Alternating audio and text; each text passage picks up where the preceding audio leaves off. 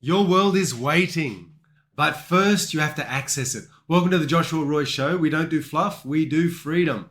Real talk on mindset, cutting edge coaching techniques, and the hidden frameworks for lasting change. If you're ready to move from being stuck to becoming the architect of your life, you're ready for this. Hit subscribe. Let's get to work. How's it going? It's Joshua Roy here from Access World Seminars. Wonderful to be here with you to talk about trauma, to talk about this heavy topic. And it is a heavy topic. The topic is the topic of trauma.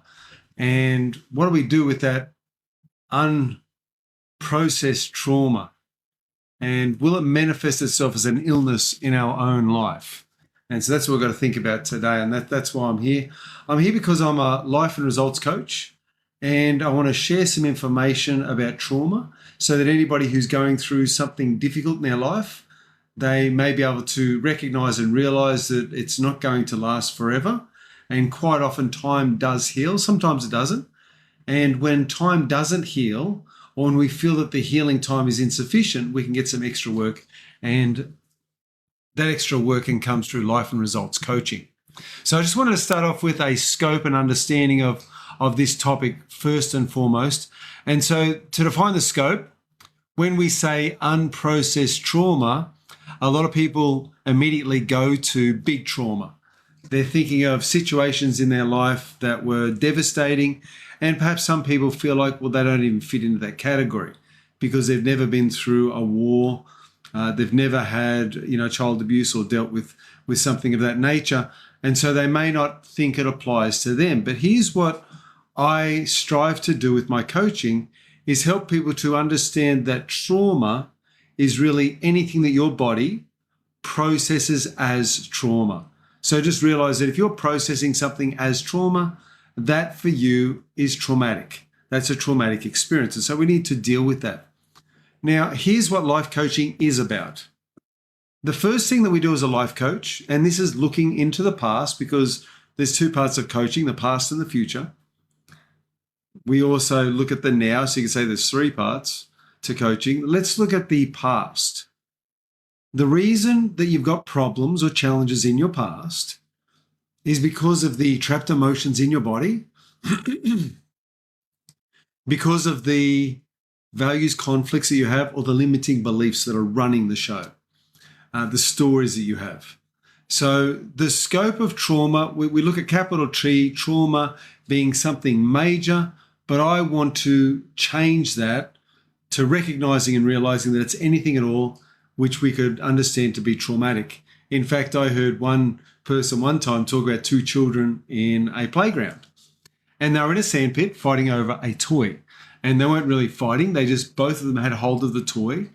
One of the children pulled the toy hard, and one of the children let go of the toy. So suddenly now one person has the toy, the other person doesn't. This is trauma.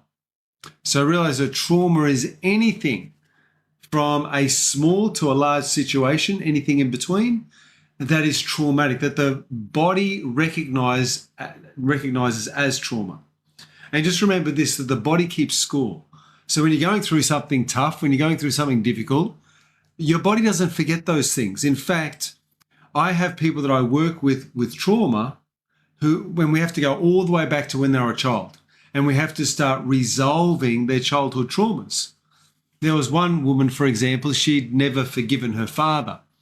She absolutely despised her father. Her father had passed away, and yet the anger towards him still remained in her body.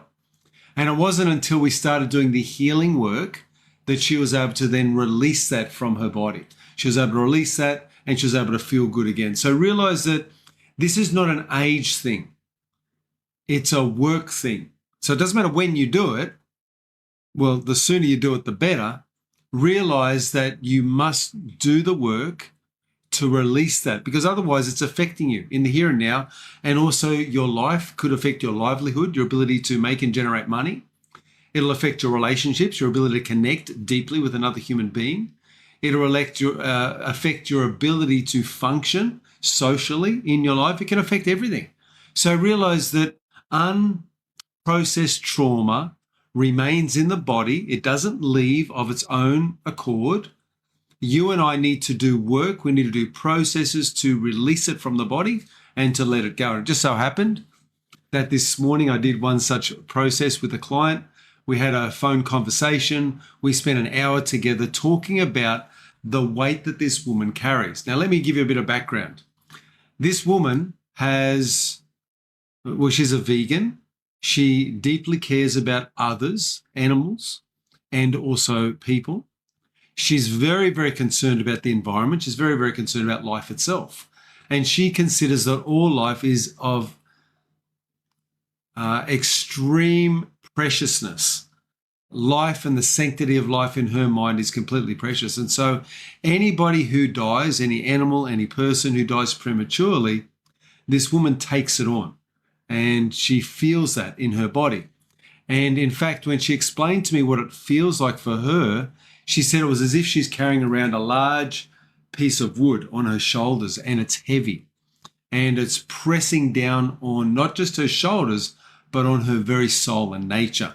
And she's feeling the weight of this as she carries it around. Now, it just so happened that we did a technique with her called the Universal Freedom Technique. And the Universal Freedom Technique is a technique whereby we were able to eliminate or release, I should say, is a better way to put it, that trapped emotion from her body. And we did it through the exhalation of breath. And the element of her choice that she chose was the earth. She could have sent it off to the fire to be burned. She could have sent it out into the atmosphere to disappear. She could have sent it into the water, but she chose the earth.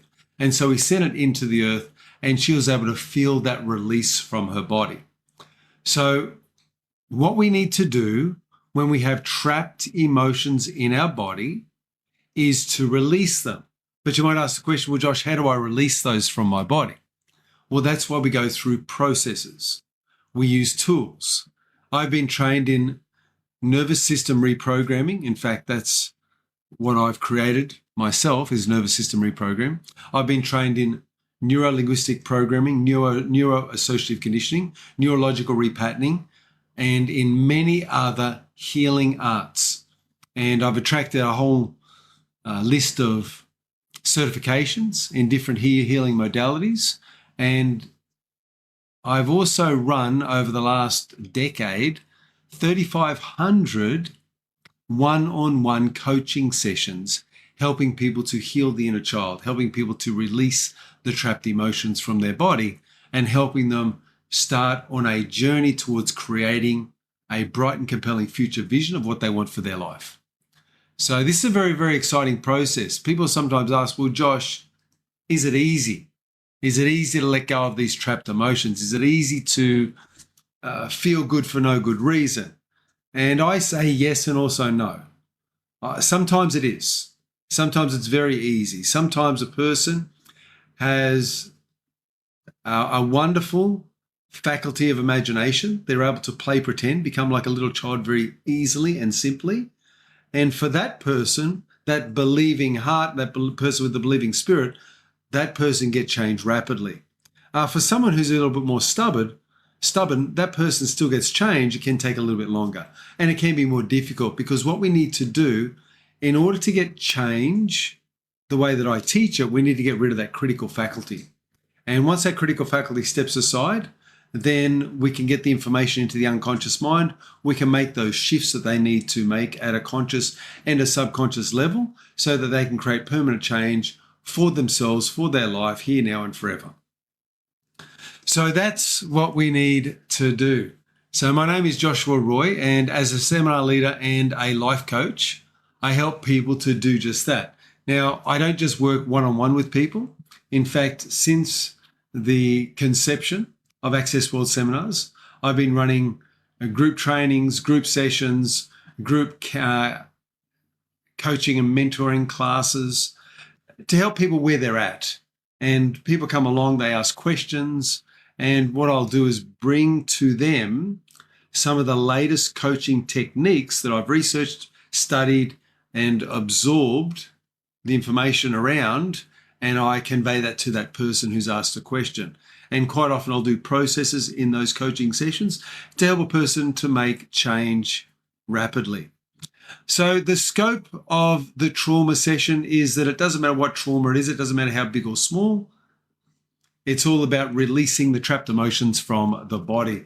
So what we want to look at is separate mind and body. We often think of trauma as a story in our heads, but what we lack the understanding quite often of is the relationship between the trauma and our nervous system. And that's why I teach nervous system reprogramming, because we need to reprogram our nervous system, not just reprogram the mind. Now, a lot of people, a lot of courses out there are set up to reprogram the thinking of a person. And if you reprogram your thinking, that's all good and fine until the person is triggered. When you're triggered, when you go into an automatic response, we have an autonomic nervous system. I like to think of it as an automatic nervous system. Is that when something happens and I'm triggered, it's an instant change. It's an instant shift to something else. And so we all go through these challenges in life where we can easily be traumatized and find that we're back at that event, experiencing or re-experiencing the same less than positive emotion we experienced at the time of the event. Now, what I've just described there in just a few words is post-traumatic stress disorder. What is it? Post-traumatic stress disorder is a trigger that takes a person, either consciously or unconsciously, usually subconsciously, back to a traumatic event. That event is replayed in an instant in their mind. It could be automatic. It could be 1 or 2 seconds, or longer or shorter. It could be an instantaneous shift or change, and suddenly the person revisits all of those less than positive emotions. And that's what post-traumatic stress disorder is all about, is that even though the trauma has passed, a trigger will lead you back to the trauma where you experience or re-experience the traumatic responses in the body over and over again. And that's the problem with post-traumatic stress disorder, is that you can do all of the work that you want to do consciously in your mind. However, you don't know what's going to work until you're triggered or until you go through a situation that would have triggered you. And then you find that there's a different response. That's how you know you've changed. That's how you know the post-trauma situation is no longer replaying in your life. So it's really important to understand that. So we cannot separate the mind and the body. When we're dealing with healing, we need to work with both the mind and the body. We work with thoughts and language, and we work with the nervous system to reprogram both at the same time. That's what we need. So the results connection. So as a results coach, my goal as a results coach is not just to teach you processes and programs. My goal is to take you on a journey whereby you get the results for you and your life. And I'm very proficient at doing this. I can work with a great number of people, and I have those that are believing spirits, those that are a bit more stubborn, those that are able to get their critical faculty to step out of the way immediately, and those who have difficulty doing that.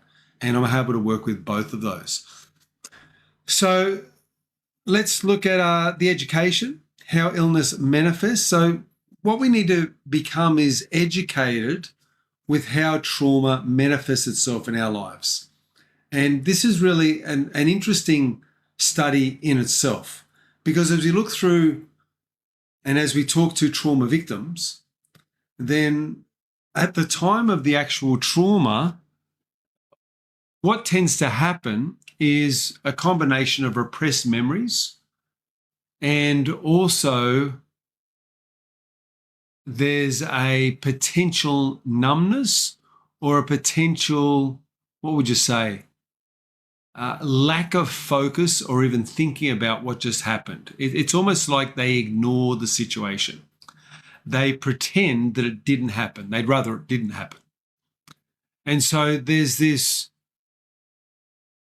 challenge that we deal with where the person represses or suppresses the emotional reaction, and also the person has the memories pretty much disappear. There's an avoidance that sets in. They avoid thinking about it, which is all good and fine. And we know that that's part of the survival function, that if the person sat and dwelt on it, which is quite often what older people do when they go through trauma. And I'm here talking about young people mostly, because when an older person goes through a traumatic event, it tends to stay with them longer. But when a young person does, when the young person goes through the event, by the next day, they're running around, playing with friends, and they're acting normal. And this is quite concerning. This is quite a trip for our mind to get around. Like, how can this child just let go of this so quickly? But that's the way the brain is designed. And so what we do is we suppress or repress those memories. We don't experience those emotions to the level that we could revisit them to. And what happens is it just lays dormant inside a person's mind and body until such time as we can release it from the body. And that's why I do the work that I do through coaching, through training, through counseling. I work with people to release those trapped emotions from their body. And quite often we can release them through through our breath. Other ways to release them is through changing the story. There are other strategies that we can use for how to release it. We could use the faculty of our imagination. We can wrap the trauma up into a ball and we can throw it away. There's many things that we can do to release the trauma. What we need to do, though, is get the critical faculty out of the way, get that judgment out of the way, and get that belief that there's no way we can change out of the way, so that we can work with the unconscious mind and create that change. So the first thing we want to look at is the nervous system link. Unprocessed trauma keeps us in a chronic state of fight, flight, or freeze, or even the last one is fawn, where our nervous system is stuck in the on mode. Basically, your body is in constant flooding of cortisol and adrenaline. And over time, that systematic inflammation doesn't feel like anxiety. It shows up as autoimmune conditions, gut issues, IBS, irritable bowel syndrome, chronic fatigue, and mystery pain. So this is where we start looking at the nervous system is inextricably connected with our entire system, our entire body. And so if we've got a problem in the nervous system because of a trauma that we faced, well, that problem is going to manifest itself in a number of different ways. Now, it may not manifest itself immediately. It may take years to actually turn into something. But what we want to do is not wait with bated breath. We want to resolve, dissolve, and solve it and get rid of it out of the body. So the identity connection, and here's the other thing that people quite often don't think about when it comes to trauma, is that whether we do this consciously or unconsciously, we take on a new identity around a trauma that's happened in our life. And an identity statement starts with the words I am. And quite often, if a person has a negative view of themselves as a response to a trauma they've experienced, then they might have a negative I am statement associated with them personally and individual. For example, a person might think to themselves, I am hopeless, I am helpless, I am no good, I'm average. Or another one is I am shit. In fact, one man told me this. He was from New Zealand, and those are the exact words, the exact phrasing that he used. And when he said that to me, my heart was like, at first it was a bit funny. I was amused by it, and I think I giggled a little bit. But then I said to him, that must be really difficult. And I was genuine about this. If you actually think that about yourself, if you have that belief internally, it's going to be very, very difficult to get results. And so realize that your traumas may have affected your core identity. And what we want to do is resolve those traumas so that your identity can be shifted. So the next one is emotional repression. And this is what we do. And think of emotional repression as a safety mechanism. Because if someone was to consistently think about their trauma, well, they wouldn't be able to function. They wouldn't be able to live a good life or even survive. the heightened state of cortisol, the heightened state of stress would absolutely be debilitating in their life and their functioning day to day. And so because of this, the nervous system does something amazing, and that is it encloses that trauma into a capsule, for want of a better word, and then it places it in a part of the body for safekeeping until such time as that trauma can be released, until we open Pandora's box, until we release it from their body and let it go. And so that trauma is in the part of your body. Now, here's what the body does. The body may send that trauma to a part of the body, let's say the liver, or another part of the body, the shoulder or the knees. And that's where the trauma stays and lives until such time as we can absolutely release that from the body. And so part of getting rid of the trauma from the body is also connected with getting rid of sickness, disease, illness, and pain in the body. And so realize that there is a connection. It's inextricable, and it's a complete connection. Means impossible to disentangle or separate. So it's inextricable. It's connected, both mind, you could say not just both, but all, mind, heart, body, spirit, soul. The emotions, the mental health, it's all connected. So the bridge is where we move from survival to coaching. A lot of people are stuck in survival mode. And the trouble with being in survival mode is you're constantly in that state of cortisol, you're constantly in that state of stress. And so we need to move you from survival to coaching. Acknowledge, the second step is to accept, and the third step is to appreciate. Acknowledge, accept, appreciate. So when we look at any trauma or any challenge that we're facing, what we need to do is become aware of the process of how we got the trauma in the first place, where it is in our body, and it's good to have a mental visual image. So if you think about the trauma as being an energy that's now trapped in the body, then the releasing of that trauma is a method of getting that energy back out of the body. So awareness of the process of getting it, but also awareness of the process of now getting rid of it. So like I said before, we're going to get that critical faculty out of the way. We're going to find the trauma. We're going to eliminate that from the body. The next is the concept of capacity. So as a coach, my job is to help you build capacity for dealing with trauma. And a lot of times people don't know how to deal with trauma. I'll give you some tools. I'll give you a belief in yourself that you can, in fact, deal with the trauma. And I'll show you step by step how to do that. I basically take you by the hand and walk you through the whole process of getting rid of that trauma. The next is taking responsibility. Now, this is an interesting one because I've got to be gentle with this. Because when somebody goes through a traumatic event, if I was to walk up and tell them, you need to take responsibility for this trauma, then the person's going to arc up, they're going to become defensive, and there's going to be no change. But what I need to do is gently remind them that the trauma is in your body because you made a decision at that moment when the trauma was occurring. Now, this decision might have been conscious or unconscious. And what we can use is tools like the decision destroyer to get rid of that. We can resolve, dissolve, and solve that. But the first thing we need to do is understand it and take responsibility for it and recognize that you've created the problem and now it's time for you to uncreate it. Now, you might say, well, I didn't create the problem. Somebody else did something to me. That's correct. 100% correct. You didn't start the problem. You did create the problem. And you created the problem because of your response to the situation, the circumstance, or the event that occurred.